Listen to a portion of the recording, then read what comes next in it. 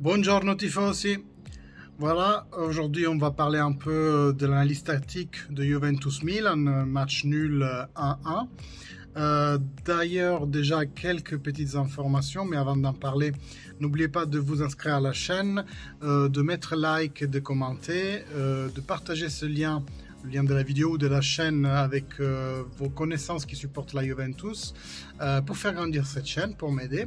Et aujourd'hui, on va parler tactique un peu plus en profondeur de ce qu'on a pu faire dans les précédentes journées, que ce soit de Serie A ou de Champions League, avec vraiment des données cette fois, comme je faisais l'année dernière. Donc on va reprendre cette petite rubrique d'analyse un peu plus poussée. Quelques petites données déjà sur la situation. La Juventus a ramassé 2 points en 4 journées de Serie A. Ça n'était jamais arrivé depuis 1961. Donc voilà, record négatif égalé. On a perdu 7 points depuis une situation d'avantage où on gagnait. Donc on s'est fait rattraper par l'Udinese, par le Napoli et hier et l'autre jour par le Milan. Alors que le Empoli n'a jamais été avantage, donc ces 3 points-là ne comptent pas dans le compte. On n'a jamais marqué dans la deuxième mi-temps, on a toujours marqué en première mi-temps, pardon. Quoi d'autre je m'étais marqué de vous dire? Oui, on n'a jamais marqué avec les joueurs qui sont rentrés sur le terrain, donc ceux qui sont partis depuis le banc. Donc ça veut dire qu'en gros aussi les changements pas non plus d'assist par ces joueurs-là. Donc ça veut dire qu'en fait, les changements qui ont été faits jusqu'à ce jour n'ont apporté rien au match. Allegri, très nerveux après le match. Antifoso l'a repris avec son smartphone en train de gueuler et ceux-là veulent jouer à la Juventus. Et on sait toujours pas à qui il faisait référence. Aujourd'hui en conférence de presse, il a dit que c'était juste, voilà, il était nerveux et il a sorti ça sans même pas le penser. Mais si on ajoute ça à toutes les autres déclarations qu'il a pu faire dans les conférences de presse, comme quoi les jeunes doivent se réveiller, et ceci et cela, voilà. En plus, pendant la conférence post-match avec le Milan, il a dit quelque chose comme même un attaquant doit faire ailier défensif si le moment du match l'impose. Et donc tout ça fait qu'on pense, et ça c'est voilà, c'est les tifosi dans les forums, dans les lives Twitch et YouTube des autres youtubeurs, on pense un peu qu'il parlait de Chiesa en ce moment-là, parce que on a eu une action à la fin du match avec le Milan où Kouloulou, leur ailier défensif, est arrivé au tir et on a même risqué de perdre le match 1-2. Et donc on pense que cette phrase était pour Chiesa, mais ça serait vraiment bizarre que Allegri se mette à pester contre les jeunes. Donc voilà pour cette petite intro, les jeunes et surtout Chiesa qui a fait un Euro immense, De Ligt qui a beaucoup d'expérience même internationale. Voilà, c'est un peu bizarre qu'Allegri réagisse comme ça. On verra dans les prochaines semaines si on comprend mieux quelle est la situation d'Allegri entre Allegri et l'équipe. Donc voilà, on va commencer maintenant avec la partie analyse des données, analyse du match. Let's go! Donc on commence avec des statistiques de base. La Juventus a eu 43% de chance contre le 27 du Milan, donc on a produit un peu plus, même si le résultat final a été de 1-1.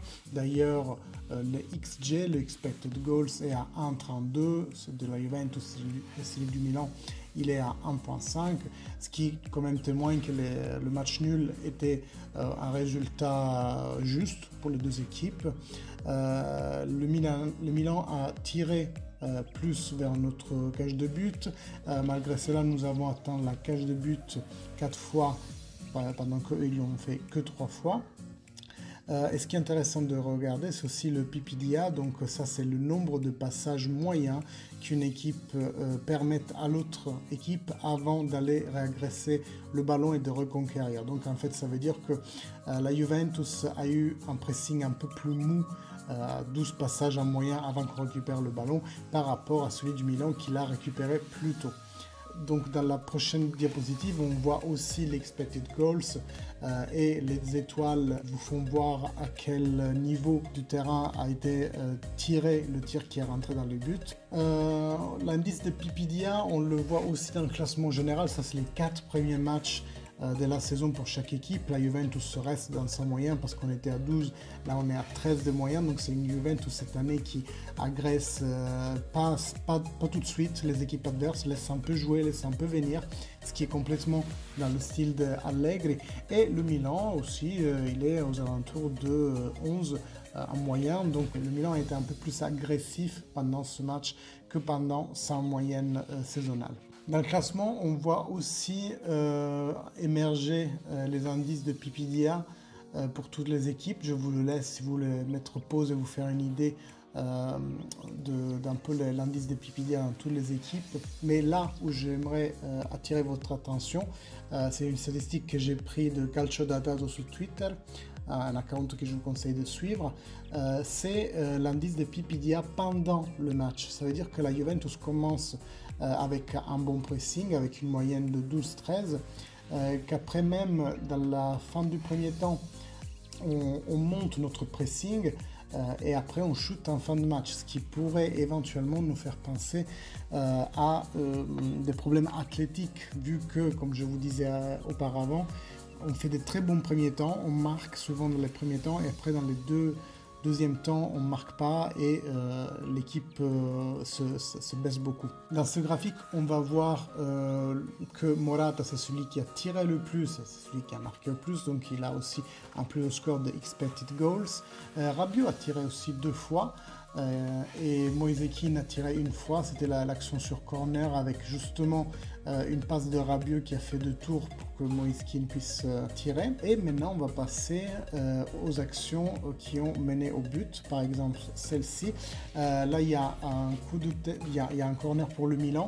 La balle est rebattue, c'est Théo Hernandez qui essaie de remettre la balle, mais il se trompe et il la donne à Danilo. Et Danilo qui sert tout de suite Dybala.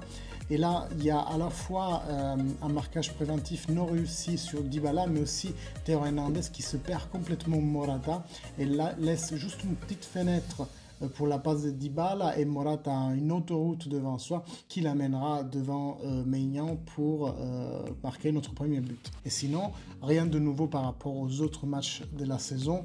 Quand on se défend avec un 4-4-2 hyper serré qui après devient un 4-3-3 ou alors des fois un 3-4-3 en phase de possession de ballon. D'ailleurs, on a bien trouvé de la surface de mouvement au milieu, en plein milieu du terrain, entre leurs lignes, avec un stratagème qui était celui que Dybala s'écarte vers le bord du terrain et c'est Cuadrado qui venait au milieu. Ça faisait complètement perdre les repères aux joueurs du Milan et ça nous faisait trouver, comme dit, des espaces en plein milieu du terrain pour bien étaler notre manœuvre. Là aussi on voit un passage de Bonucci qui trouve Betancourt et tout de suite Morata et Alexandre qui attaquent la profondeur pour fournir des options de passe. Donc que ce soit Dybala qui descend entre les lignes ou Betancourt qui monte dans la première mi-temps, on a très bien trouvé des espaces entre les lignes et c'est d'ailleurs ce qui a manqué dans la deuxième partie, surtout après la sortie de Dybala. Il y avait ni Dybala qui descendait chercher des ballons et donc remplir l'espace entre les lignes parce qu'il était sorti, Dybala, ni Betancourt qui apparemment en avait plus dans les jambes et donc c'est ce qui nous a manqué dans la deuxième partie. Hormis aussi le fait qu'on s'était trop baissé et que les 3 entrants, donc Kean, Chiesa et Kulusevski, n'arrivaient pas à tenir le ballon pour faire monter l'équipe et pouvoir espérer de sortir un peu plus de notre moitié de terrain. Là je vous ai mis aussi une action par exemple où Betancourt avait une ligne de passage optimale pour Rabiot Il y avait aussi l'ailier qui appelait le ballon, mais il n'a pas servi. Il a décidé de servir Rabiot, mais la passe n'était pas bonne, était trop longue et elle était trappée par Maignan. Donc ça, c'est le genre d'occasion, c'est le genre de détail qu'on doit vraiment peaufiner si on veut être compétitif cette année. On passe à l'analyse du but du Milan qui a fait beaucoup parler sur les réseaux sociaux. Donc c'est une défense de position de la Juventus. On voit Chiesa au premier poteau pour justement éviter les ballons directement sur le gardien qui pourrait le surprendre. On voit Rabiot, dont le but, j'ai écouté un entraîneur de série D, je crois, qui expliquait que là, ce joueur-là, le rôle de Rabiot est d'attraper les ballons qui sont moyens, qui ne sont pas hauts, jusqu'au torse, on va dire. Et donc c'est apparemment normal qu'il n'ait pas sauté, même s'il aurait pu faire un effort. Et après, on voit Danilo qui ne marque personne, ce qui déjà n'est pas normal, et Chiellini et Bonucci qui regardent les joueurs du Milan qui vont s'insérer, qui prennent leur élan pour sauter et faire un troisième temps. Et donc, ils les attendent. Par contre, il y a Locatelli à homme sur Rebic, et ça, est-ce que c'était une bonne idée? J'en sais rien.